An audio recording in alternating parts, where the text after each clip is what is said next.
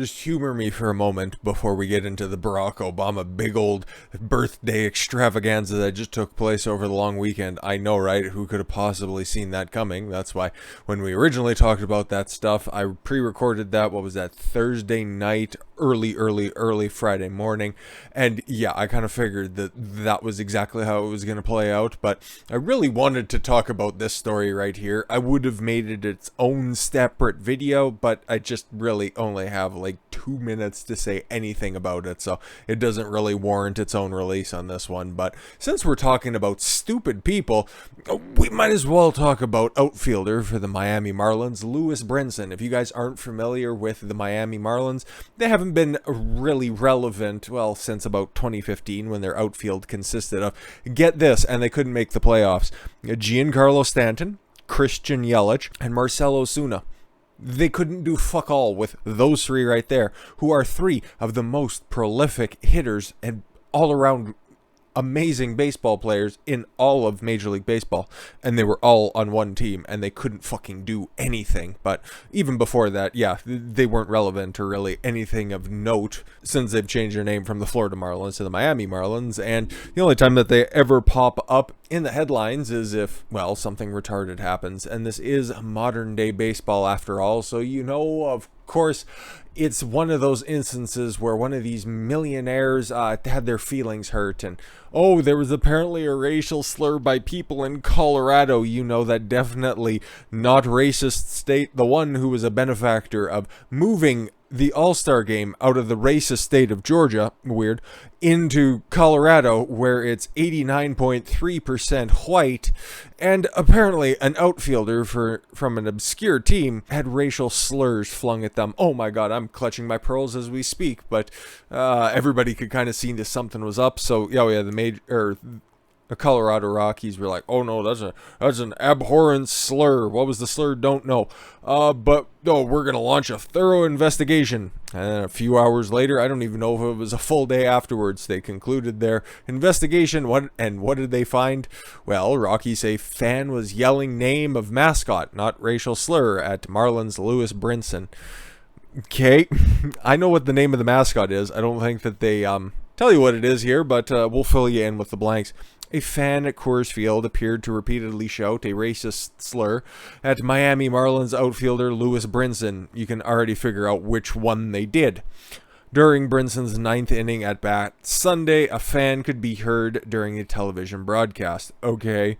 The Rockies released a statement after the game saying they were disgusted at the racial slur and launched an investigation. However, on Monday, the Rockies announced the incident involved a fan during the game trying to get the attention of Dinger, the Colorado Rockies mascot. Could you imagine being so fucking brittle, so goddamn weak, not being the hero for your team, and then just having to blame it on some faceless, nameless asshole in the crowd? See why I didn't want to do an entire segment on it? It's just another one of those instances. He would be the same asshole if he was over there in the NBA when they're saying, oh my god, we feel so triggered, we can't even go outside, we just fear getting pulled over by those racist police officers. Fuck professional athletes at this point, man. But now we're going to get on to the main course. And before then, yeah, unfortunately our server tripped, and now we're going to be wearing the appetizer, because we got to talk about the squad once again. Member Rashida Tlaib, you know, the one who just wants face scarves for, well, everybody really. Oh, just the women, though. I jest, of course. She's a total radical. Rashida Tlaib caught maskless on dance floor at wedding party. She's the one who wants to put masks on literally everybody, and yet she doesn't want to have to do that for herself. So if she wasn't advocating for these types of stupid policies over and over again, I wouldn't be holding her to those same standards. But since she is, we might as well indulge, shall we? Democrat lawmaker and squad member Rashida Tlaib was caught maskless, as she didn't learn a goddamn thing, on a crowded dance floor at a wedding party Sunday when she danced and hugged guests. Oh my god, even worse, she was hugging people, not giving them fist bumps. What a monster. You're killing grandma. Singer Bassam Saleh, I bet you it was one of those type of parties. BYOR for that wedding. Bring your own rocks. A string of videos on Instagram stories featuring a Sunday wedding at the Ford Community and Performing Arts Center in Dearborn, Michigan. The video featured pictures and videos of Tlaib, including one on the dance floor surrounded by people holding hands with other, and holding hands, monster, and dancing and hugging another guest. She and others were not wearing masks at the wedding party, which takes place indoors, and I hear that's where it's most transmissible. Oh my god. That same night, Tlaib rallied against Senator Rand Paul, tweeting that people are getting sick and dying from coronavirus in Kentucky. He needs to put politics aside, put people first, start resisting the virus.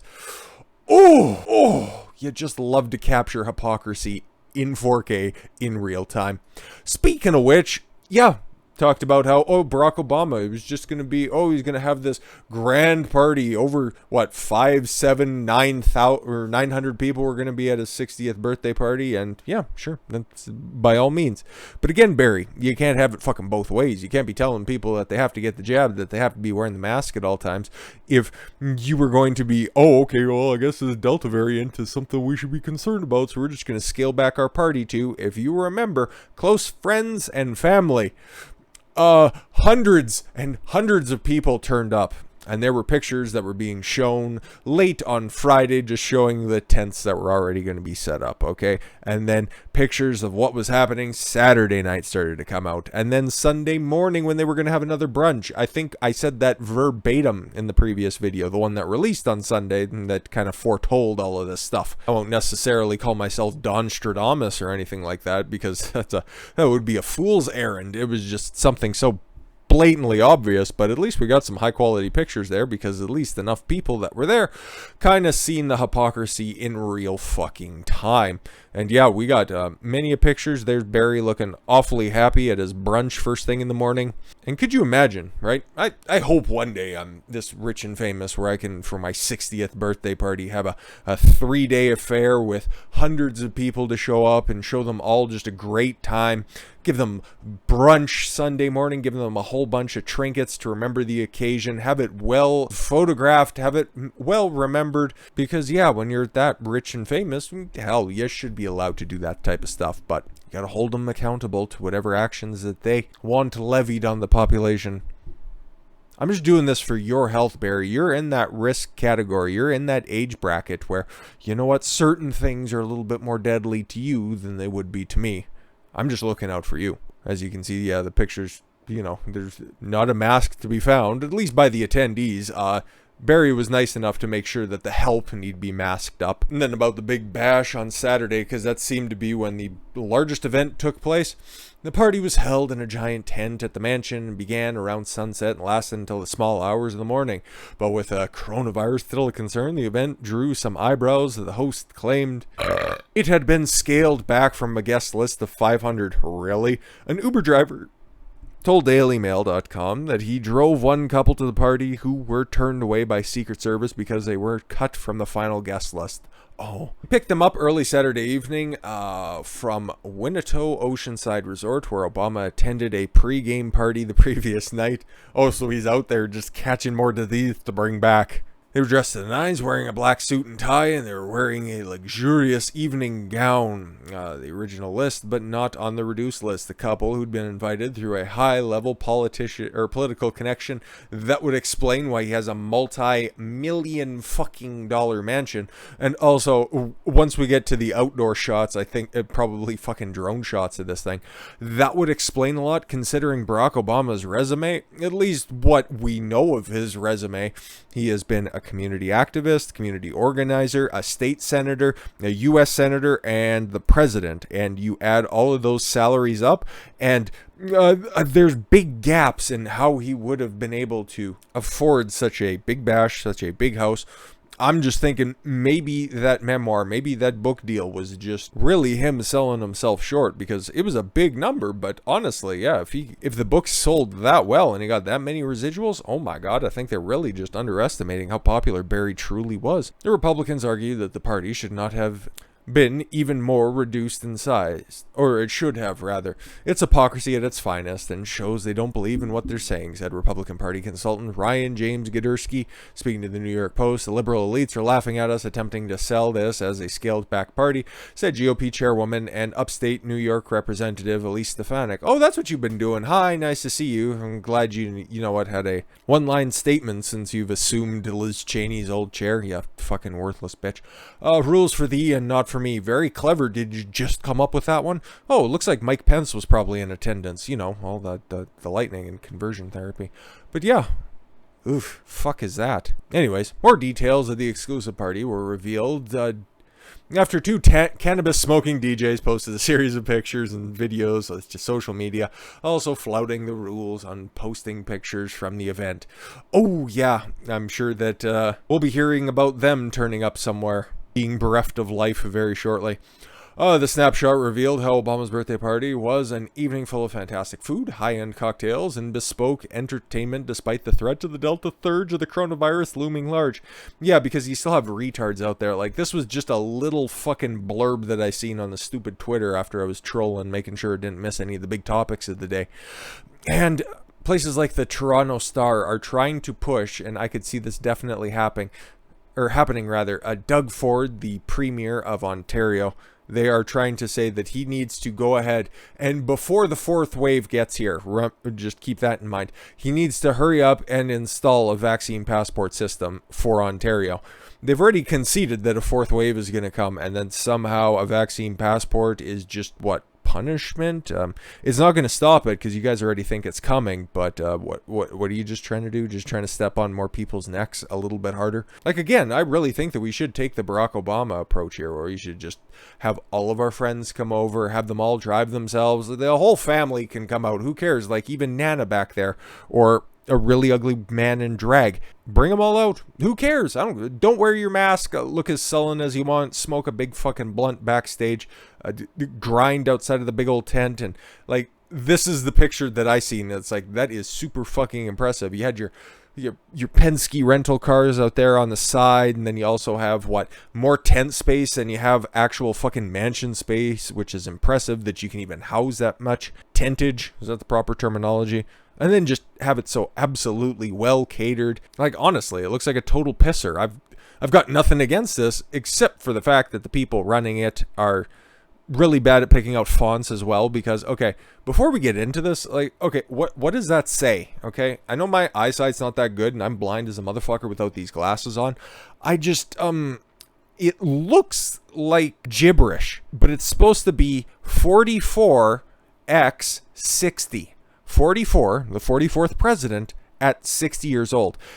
I can't read that. I cannot glean that from that. I can see it once I know that it's there, but just reading it at its face, whoever did the embroidery, whoever chose the font or the logo for that, should be doing the same for a Clinton party. But it was emblazoned all over everything, so you could really just understand, like, this party was well in development for months, because that's what they said before. And then, honestly, if you're going to be putting it on everything, on your cups, on your napkins, and all your little tchotchkes for all your fucking guests that were going to be there, like, since you got them, you might as well put them out there. I just want to see what the ashtrays looked like, because I'd imagine they were probably just as emblazoned, and based on the guest list and the fact that Barack Obama, I will never, ever, ever tire in telling you that he is a chain smoker. Something that the media won't tell you. But I'd imagine they were probably quite a sight to behold. But yeah, this is how we're going to wrap it up, because I think that this is also another fair take. Like, I totally stand with Obama. He should have definitely had that birthday party. That's what everybody should be doing. We should just be going back to our regular fucking lives. But Barack Obama's 60th birthday bash was an appropriate fuck you to Joe Biden. It really was, okay? We've heard the stories for a long time. It took Barack a long time to come around to actually endorse Joe Biden after it was clear that he was going to be the nominee. It took him a fucking... I was going to make another analogy, but that's a little too close for comfort. It took him a long old while to come around, because we've all heard that little soundbite. Maybe it's taken out of context. Maybe it wasn't even him, but Barack was one of those people that said, remember, You should never underestimate how much Joe can fuck something up. He doesn't have a lot of faith in Joe Biden. And normally when you're picking a vice president, you don't want to pick somebody who you think is going to be threatening to your position as president. Like, you just take a look through the annals of history. Sure, it could be a launching pad for somebody who's going to assume the mantle once your 8 years is over. There's plenty of cases such as that. But it's normally an older statesman. Normally it's somebody who's at the end of their public life and they're just gonna go off to retire. Okay? Or it's somebody who's older, wiser, who's better suited for the position, but has no aspirations of becoming president one day. Joe Biden, remember, this was his third legitimate kick at the can in 2020. 86, he was caught plagiarizing. Or is that 88? That would have been 88, my mistake. At 2008, he got smoked by his eventual boss, and then in 2020, he was just the only one that was there. He had no aspirations of ever running again. He was just the only moderate that was really left in the field. He just assumed his mantle. Barack doesn't have very much reverence for Joe. That's been made ultimately clear for a very long time. That's why he gave him the Presidential Medal of Freedom as one of his final acts as president. Because that's kind of just like a capstone. Okay, Joe, just go off into the field and just retire. And then just cash in on decades and decades of service to the U.S. government, and you know what, whatever, just fucking live out your days in Delaware in your multi-million-dollar mansion as well. Even though you've only been in the public sector or the private sector for like a fucking cup of coffee, and that's about it. Nobody will ask about anything else. You can just live out your time there. But like it's stated here, that party right there, he could have held off on it, okay? Barack could have waited. He knew that the photos were going to get out there. I don't think... He does have a massive, massive, massive fucking ego. And he does have a very delusional sense of reality. But he had to know that pictures, that video were going to come out from that party. And that would reflect incredibly poorly on the Biden administration. He just doesn't care. And another thing, Barack is, yeah, he just turned 60. The motherfucker's going to be around for a long, long, long time to fuck it up for anybody who he wants to fuck it up for. But with that said, I think that's a daily dose of stupid out of the way. Now we got to talk about the coof. Ugh. Thank you very much for the gift of your time. I've been Don Consuelo. I want you to follow your gut and get after it. Take care, everyone.